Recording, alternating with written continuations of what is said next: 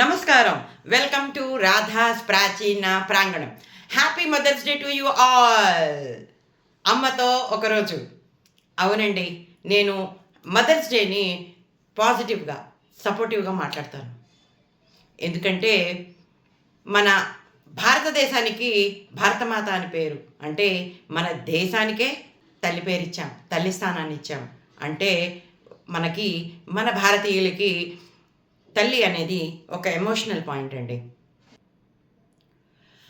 మారుతున్న కాలంతో పాటు మన చదువులు, ఉద్యోగాలు, అలాగే మన ప్రయారిటీస్ కూడా మారుకుంటూ వచ్చాయండి. అలా మారుతూ ఉన్న క్రమంలో ఎంతోమంది పిల్లలు వలస వెళ్ళిపోయి వేరే దేశాల్లో వాళ్ళ చదువులు సాగించుకుని వాళ్ళ ఉద్యోగాలు చేసుకుంటూ వాళ్ళు ఉంటున్నారండి. అలా అని వాళ్ళెవరు, నాకు తెలిసినంత వరకు నా చుట్టుపక్కల నా కజిన్స్ అందరూ కూడా అబ్రాడే ఉన్నారండి.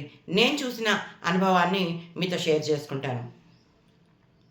అందరూ కూడా అక్కడికి వేరే దేశంలో వెళ్ళిపోయారు అన్నంత మాత్రాన మన దేశంలో ఉన్నటువంటి ఎమోషన్ని వదిలిపెట్టేశారనో, మన పేరెంట్స్ని వదిలిపెట్టేశారనో, లేకపోతే మన సంస్కృతిని వదిలిపెట్టేశారనో అసలు కానే కాదు.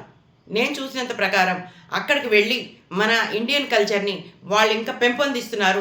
దేశాల్లో మన ఇండియన్ కల్చర్ పెరిగిందని నేను చాలా గర్వంగా చెప్తాను. ఎందుకంటే వాళ్ళందరూ వినాయక చవితి సెలబ్రేట్ చేస్తారు, లక్ష్మీ వ్రతం సెలబ్రేట్ చేస్తారు, ప్రతి పండగ డీటెయిల్డ్గా సెలబ్రేట్ చేస్తారు, ఎంతో ఇష్టంగా చేస్తారు.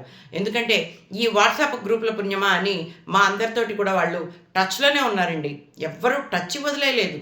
అంటే ఇలాగే అందరూ ఉంటున్నారు. చాలా మటుకు నేను పాజిటివ్ యాంగిల్ మాత్రమే చూస్తున్నాను. Be a Roman in Rome అన్నట్టుగా అలాగే మన సంస్కృతిని వదిలిపెట్టలేదు. వాళ్ళు వదిలిపెట్టకుండా అక్కడ వాళ్ళు చేసుకునేటువంటి ఈ మదర్స్ డేని వాళ్ళు చేసుకుంటున్నారు. తప్పేముందండి? ఎన్నో సముద్రాల అవతల ఉంటారు వాళ్ళు. అలా ఉన్నవాళ్ళు వాళ్ళ తల్లికి ఆ రోజు అందరూ తల్లులతో ఉంటే వాళ్ళమ్మ ఇంకా ఎక్కువ గుర్తొస్తుంది. ప్రతిరోజు తల్లి మర్చిపోయే విషయం ఎవరికీ కాదు. కానీ ఆ రోజు ఇంకా ఇంకా తల్లి గుర్తొస్తుంది. కానీ రాలేని దూరంలో ఉంటారు. అలాంటి సందర్భంలో వాళ్ళందరూ కూడా వాళ్ళ తల్లిని విష్ చేస్తారు, వాళ్ళ తల్లితో స్పెషల్గా మాట్లాడతారు, స్పెషల్ గిఫ్ట్స్ ఇస్తారు. దాంట్లో ఏమాత్రం తప్పు లేదు అనేసి నా నినాదం అండి. ఈ మదర్స్ డే అనేటువంటి అవకాశాన్ని తీసుకుని ఈ వారం అంతా కూడా నేను మన పురాణాలలో, ఇతిహాసాలలో ఉన్నటువంటి తల్లులందరినీ కవర్ చేయాలనుకుంటున్నాను.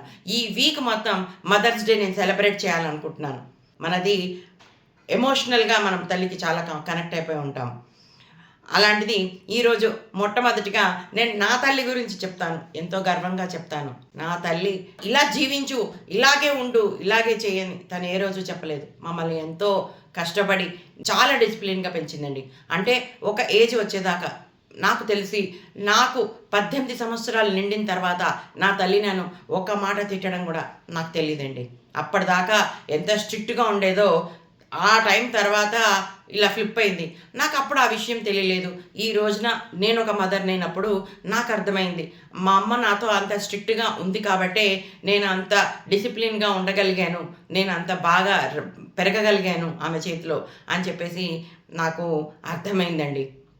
నా తల్లికి ఈ మదర్స్ డే సందర్భంగా నా హృదయపూర్వక ధన్యవాదాలు. లైఫ్లో ఉన్న ప్రతి మదర్ ఏదో ఒక త్యాగం చేస్తూనే ఉందండి. తన పిల్లల కోసమని త్యాగం చేస్తూనే ఉంది. So great salute to all the mothers of India, all the mothers of my country.